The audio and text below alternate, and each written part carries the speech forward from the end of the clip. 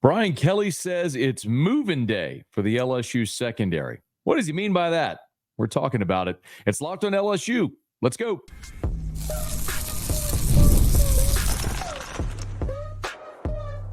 You are Locked on LSU, your daily podcast on the LSU Tigers. Part of the Locked On Podcast Network, your team every day. Okay, let's get it. It is Locked on LSU, your team every day. I'm your host, Matt Moscona. Glad to have you aboard with us here. Thank you for making us your first listen every day. We are free, available wherever you get great podcasts, of course, on YouTube as well. So please smash that like button, subscribe, let a friend know if they love the Tigers. We got you here every single day. Our show today is brought to you by Game Time. Download the Game Time app, create an account, use the code LOCKEDONCollege for $20 off your first purchase. Terms apply. A lot to get to today. Finally, Brian Kelly explains how John Emery returned to the LSU football team. BK sorts out the secondary, but I want to start with a practice report. Now, full disclosure, Wednesday was LSU's 11th practice of fall camp, the 9th time that media had availability. I had another work obligation that took me away from practice on Wednesday. So I did not get to see practice firsthand for the first time in fall camp. But I did have a chance to talk to my buddy Wilson Alexander, who is the LSU beat writer for The Advocate. Actually had him on my radio show and kind of went through his notes for a camp report. So I'll share some of, because I can't give you a lot of nuance. I'll tell you what happened, give you a slight reaction to it. Then we'll delve into some position battles and what Brian Kelly said about the secondary. I think the most notable thing from Wednesday is that Jacobian Guillory returned. Jacobian Guillory is your fifth-year senior defensive tackle. He is unquestionably your best defensive tackle. On Tuesday, went down with a tweaked knee. They took the brace off. They were doing stability checks on the knee, put the brace back on. He finished practice on the stationary bike, but he was back to being a full participant on Wednesday, and that is fantastic news because I don't know that outside of Garrett Nussmeier, there's a more irreplaceable player. I didn't say best player. I said irreplaceable. God forbid something happened to Will Campbell. You could kick Emory Jones over to left tackle and be really good there. At tight end, if something happened to Mason Taylor, while you may not have a prototypical tight end, you have plenty enough talent on offense to move the ball and score. Irreplaceable has to come on a value spot on defense, and I think that's Guillory. So great news that he was back. BK also shared an update on Jelani Watkins, the freshman receiver, who came up gimpy after getting his foot tangled in a goal line receiving drill. Has a sprained foot and ankle. They did an MRI, no structural damage, which is great news, but likely to be sidelined. He was in a walking boot at practice on Wednesday. And just to be very clear, as we've talked about, there's so much depth at receiver. I don't even know how these freshmen could have possibly factored in here in 2024. So Jelani Watkins can take time, get healed in his own time, and get back when he can. Maybe of most significance, while there was a lot of individual drills, Brian Kelly after practice said today was meant to be a challenge for his team. It wasn't so much about getting work done in particular circumstances or scenarios. It was a hot day, the third consecutive day the team has practiced, the 11th day of fall camp. They're leaning on each other, beating on each other, hitting on each other. Jacobian Guillory and Emory Jones got into a scuffle around the goal line. Apparently a helmet was thrown. Again, I didn't see it, but sometimes you get those moments when you get to this point of fall camp. And Brian Kelly said after practice he wanted to challenge his guys mentally, and apparently they did that. But there were a couple of team periods, and one of them in particular, they went goal line, 11 on 11. And it was meant to challenge the defense to say, all right, it's first and goal from the 10. You never want to let a team get down here, but now they're here. You're going to let them walk in, or are you going to bow your neck? And apparently Josh Williams scored on a 10-yard run on the first play. On the second series, Greg Penn came up with the stuff on third down, and then Caleb Jackson did score on 4th and goal, but apparently Brian Kelly said if there were officials, it would have been a false start that would have knocked the offense back. But in any event, you had the defense that forced a 4th down in that situation, and they got a lot of work done on Wednesday. But again, the best news has got to be that Jacobian Guillory was out there. I also found it interesting that after practice, Brian Kelly was asked about the punter spot. And if you were here on Wednesday's show, and if you missed it, would highly recommend you go listen to it. Be giving you camp reports every single day and my observations. But one of the periods we saw was a punting period.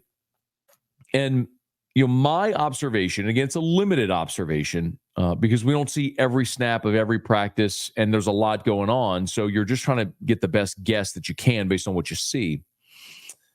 And it's that there's no definitive winner yet in the punting battle. And I'll continue to stress, you can roll your eyes and laugh, but you realize amid LSU's trouble on special teams the past couple of years, one consistent piece you've had is Jay Bramblett. In 2023, LSU's opponents returned 2 punts for -1 yard. All season. 13 games, LSU's opponents returned 2 punts for -1 yard. Jay Bramblett was really, really good for LSU. And right now, Peyton Todd and Blake Oxendorf are not. They're wildly inconsistent. That's been my observation.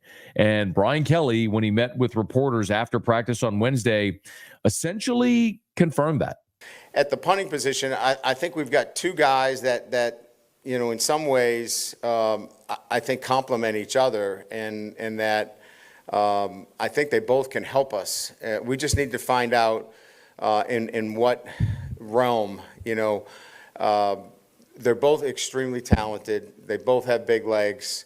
I think the one that stands out to me right now is we need to get consistency, because we'll see a couple of incredibly,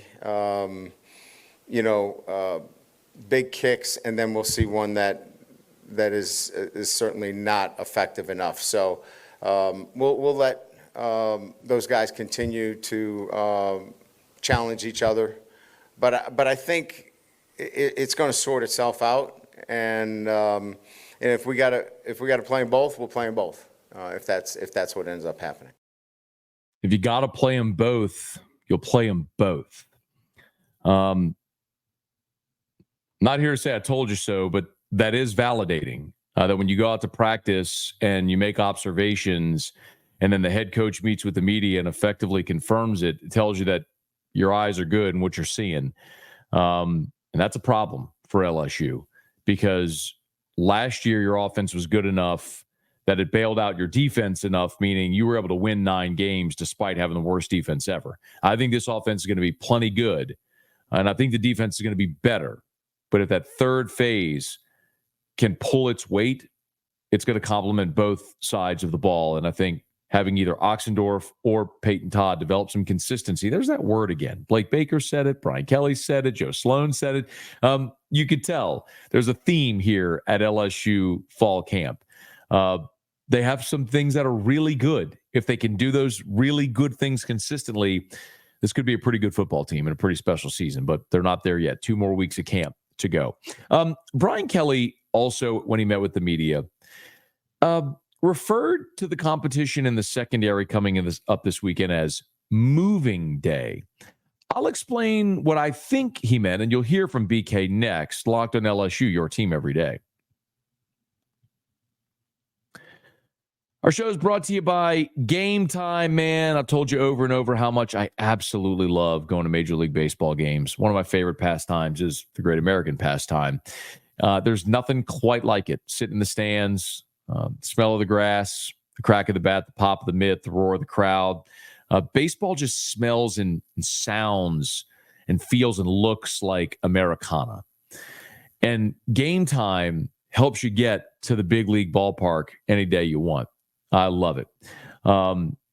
Man, all-in pricing is such a cool feature, meaning whenever you open up Game Time and you see that price, you select the all-in pricing feature, and you see that price, you realize when you go to checkout, there's not going to be fees and all this other stuff added. That's the price you're going to pay. Love that. You toggle that feature, it shows the total up front, so you have no surprises at checkout. The seat view. How many times have you bought seat? You look at a little map of the section, you think you know what it's going to look like. Well, at Game Time, you will see an actual panoramic view from your seat in the app before you buy. And of course, the lowest price guarantee. If you buy seats through Game Time, you find seats in your section and row cheaper, they'll credit you 110% of the difference. And They got the Game Time ticket coverage. Your purchase is covered with the most flexible customer service policy in the ticket industry. Y'all, take the guesswork out of buying MLB tickets with Game Time. Download the Game Time app, create an account, and use the code LOCKEDONCollege for $20 off your first purchase. Terms apply. Again, create an account, redeem with the code LOCKEDONCollege. Spell it out, LOCKEDONCOLLEGE for $20 off. Download Game Time today. Last-minute tickets, lowest prices, guaranteed. I want to get to what Brian Kelly meant by moving day in the secondary, but of course, we appreciate you for making Locked On LSU your first listen. For your second listen, maybe you can enjoy Locked On College Football. My buddy Spencer McLaughlin gets you ready for an exciting season on the gridiron. Discussion of the upcoming season, the ever-changing landscape of college athletics, including conference realignment, the transfer portal, NIL, the expanded playoffs. Locked On College Football available on YouTube and wherever you get podcasts, part of the Locked On Podcast Network, your team every day, and yours truly might be a guest upcoming on Locked On College Football, where Spencer and I go back and forth on our record predictions for LSU. I believe that's going to drop on Monday, so if you're not subscribed yet, make sure you check it out. So, Brian Kelly met with reporters after practice on Wednesday, and there was a heavy theme of the Q&A with the media, and a lot of it centered around the secondary, and rightfully so. LSU was atrocious last year. There's no way around it. And the two position groups certainly work hand in hand. And one of the things that really interested me was when Brian Kelly was kind of asked for an overview of the cornerback room at this point. He made a really interesting analogy, which I actually think plays perfectly.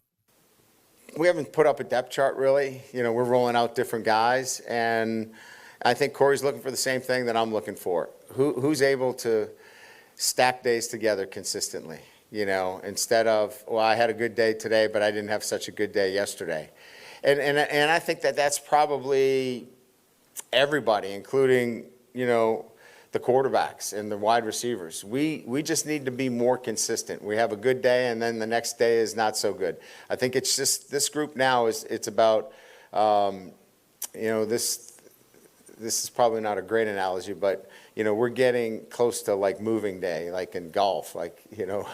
These guys need to understand that over the next few days, this is where we need to see who are those guys that can stack days together. And Thursday, Friday, Saturday, it's kind of moving day for us. We need to see those guys that are going to stack days together. Makes a lot of sense, actually. And it makes even more sense because there's no media availability Thursday, Friday at practice. Now, the media does get to go watch on Saturday. Thursday and Friday will be the first time there's back-to-back days that the media doesn't get to watch practices. There's only been 2 practices total that the media hasn't been invited to watch. We've seen 9 of the 11.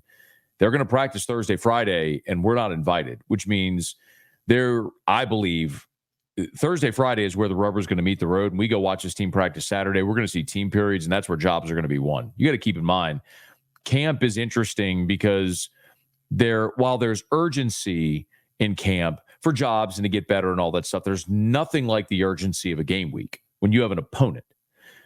And next week is the last week of fall camp. Now, Sunday, you are 2 weeks from playing Southern Cal in Las Vegas.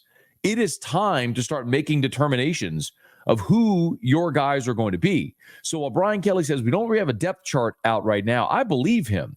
Now, we've been able to certainly decipher certain things. Sage Ryan and Ashton Stamps have been your starters. Jair Brown has been your nickel. We've seen Jordan Allen and Jordan Gilbert be the starting safeties. There's a lot of that stuff that feels determined, and nobody's won a job from them since. But when you actually get into whatever scenarios they're going to unfold this Thursday, Friday, and then I would assume Saturday, it's going to be like moving day. And if there's a job to be had or someone to be usurped, I think it happens this weekend, and we'll probably see it on Saturday. Now, one thing seems certain, and that's that Ashton Stamps is locked in one of the starting cornerback jobs. As a matter of fact, Brian Kelly candidly disclosed his grade. Ashton Stamps' grade has been the best among the cornerbacks. Report I got this morning on my desk was that his man coverage was, pretty good relative to balls defended in camp. So You ask any corner, they all want to play man.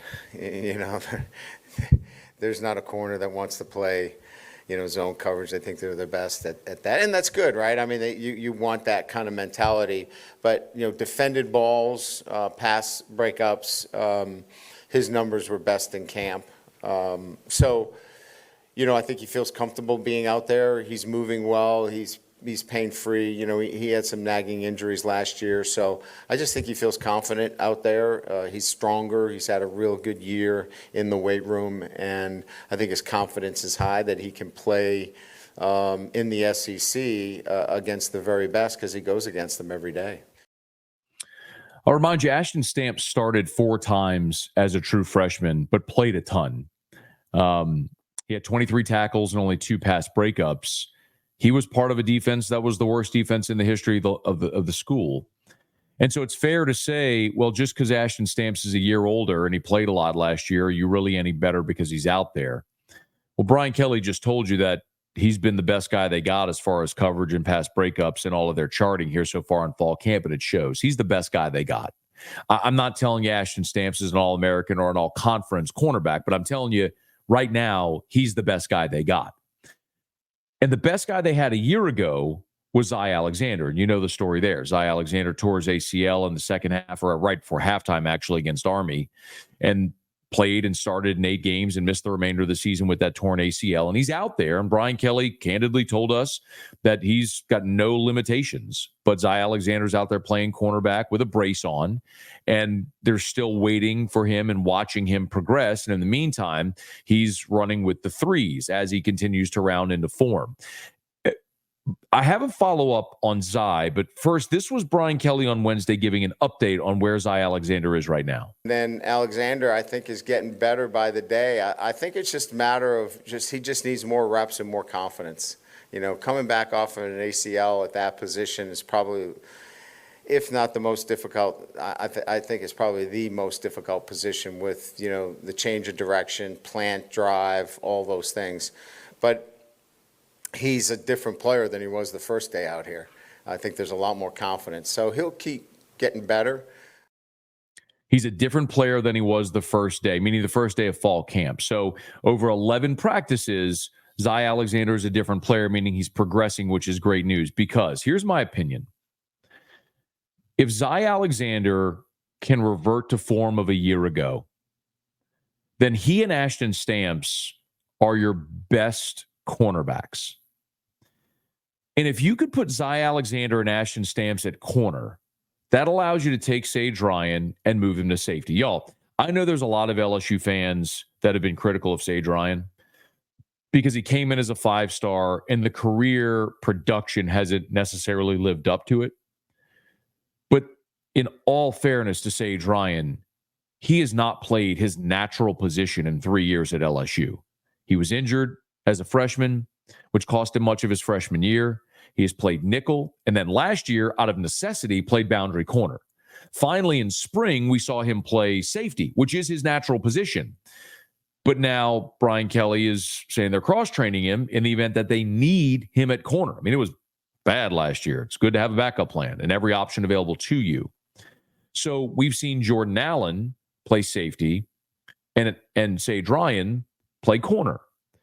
Well, if you can get Sigh Alexander back and you can have Stamps, Alexander at corner, Jair Brown at nickel, and then your safeties, Jordan Gilbert and Sage Ryan, I think that's your best. At their best, I think from what I've seen, that's your best secondary.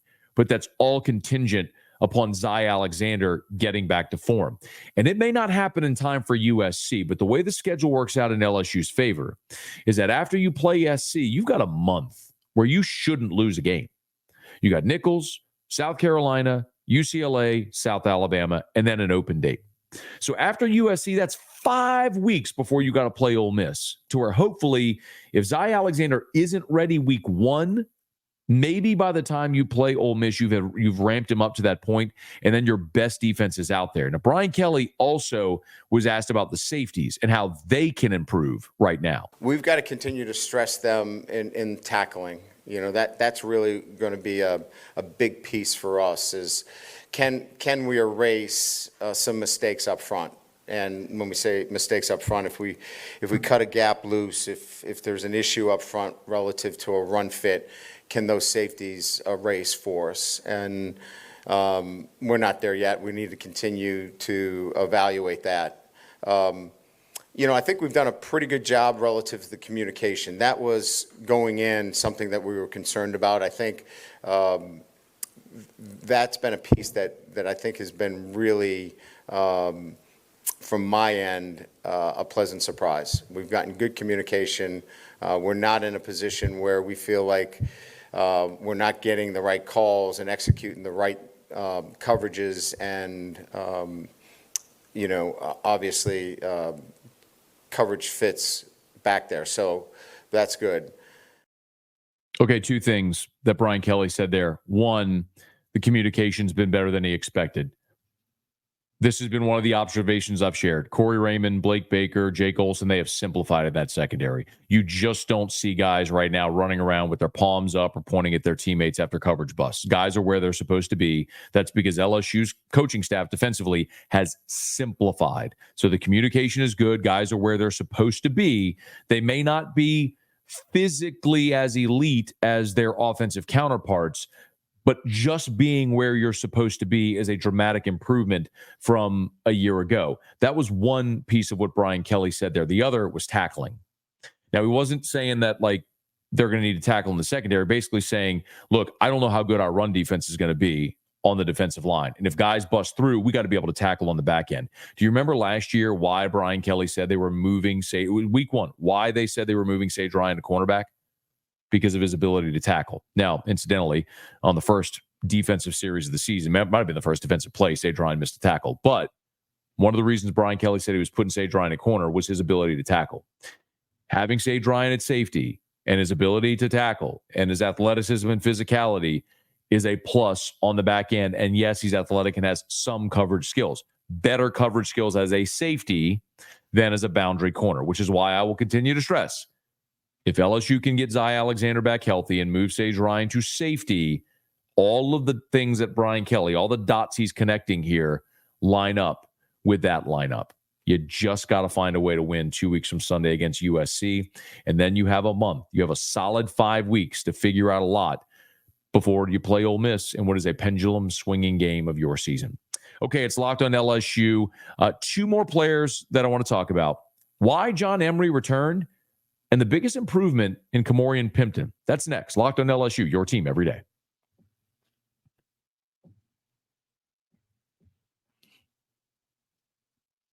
A lot of people, yours truly included, were surprised when LSU announced John Emery was returning for a 6th season. That, of course, after he had exhausted all of his eligibility, then entered the portal. Apparently, Brian Kelly told us there was a medical situation, something not related to his injury last year, something that Brian Kelly could not disclose for HIPAA violation purposes that allowed John Emery an additional year.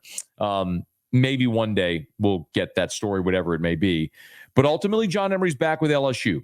And Brian Kelly, for the first time, explained why. There was a bit of uncertainty, with Trey Holly's situation, which opened up, the opportunity at that position. I think that was one thing.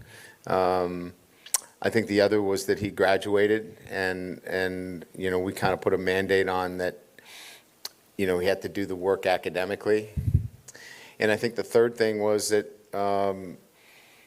he really did an incredible job rehabbing from the injury, compliance-wise. He was very committed to playing again. If he was kind of so-so about playing, he was committed. He was going to play. And so when we added all that up, it just, and Frank and I talked about it. I said, look, we've got a kid here that, a lot of things didn't go his way. Some of it was self-inflicted, but he's really shown that he wants to do this one more time. And so, we sat down, we thought about it, and we offered him the opportunity, and he had other offers out there, and he felt like this was the best opportunity, and we're glad he's back. I've been asked what I think John Emery's role on this team is going to be, and I think it's going to be exactly what his role has been at LSU his entire career. I think he's going to get 3 to 5 touches a game, maybe a couple of carries and a reception, however it may work out. But I am pulling for John Emery. I've made no bones about that. I've been very clear about that. In an era where in the transfer portal, guys leave, guys seek different opportunities. I'm not judging anybody, you know that. But John Emery is the guy that has been committed, has stayed. He could have left after the 2021 season. Freshman in 19 wins a natty, COVID year in 2020. 2021, he misses the entire season because of academic suspension. He never had to come back. He could have gone to the NFL. Might have been an undrafted free agent. Maybe somebody takes a flyer. John Emery could be entering his fourth season in the NFL right now. His third season in the NFL. Instead, he's still grinding in college. He could have left at any point, but he stayed. He graduated. And when he had an opportunity to play somewhere else and LSU offered him the opportunity to come back, he took it, and he's coming back to play 6th collegiate season coming off a torn ACL. It's easy to pull for a guy like that, and everybody should. The other guy of interest is Ka'Morreun Pimpton. And this is magnified because of the absence of Mac Markway. Listen, Mason Taylor, I think, is fantastic. Might be the best tight end in college football this year. Might be. There's a kid at Michigan who may have something to say about that. But Jordan Reed, ESPN NFL draft analyst, recently put out a list of the top draft prospects at 10 different positions.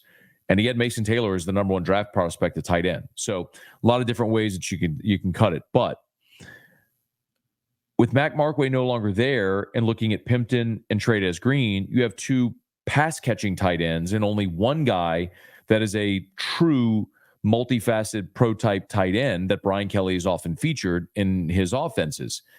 And Brian Kelly was asked what's the biggest difference he's seen in Ka'Morreun Pimpton, and the answer might surprise you. Maturity. He's just becoming more mature, and when I use that statement relative to maturity within the game of football and picking up his assignments, being accountable for, playing tight end, you got to do dirty jobs. And there was a question as to whether he wanted to do the dirty jobs, At times it seemed as though he was going to be happy just being spread out. And that's not the case. He really understands the importance of getting in there, putting his face on guys, blocking. And so that's a maturity, right? That's an understanding of the position and what it takes to get on the field. So, sometimes that just is just a matter of time, right? Guys just kind of understand that if I want to play tight end in the SEC, this is what I have to do. Some guys do it right away. It just took a little time, and I think a lot more confidence in the weight room, where now he's stronger and he feels like he can go in there and do that.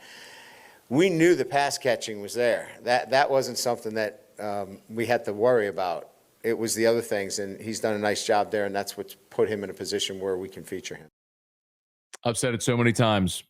Brian Kelly has produced 2 players and pumped 2 positions into the NFL at a greater rate than any other. Tight end, offensive line. If he likes a guy at those 2 positions, I'm all in. It'll be interesting to see. For what it's worth, since Mac Markway has left, when LSU goes into 12 personnel, that's 1 running back, 2 tight, it is Ka'Morreun Pimpton as the second tight end, and we have seen him attached to the line blocking since Mac Markway has been gone. So perhaps a real opportunity for the sophomore, number 88, Ka'Morreun Pimpton, in this LSU offense here in 2024.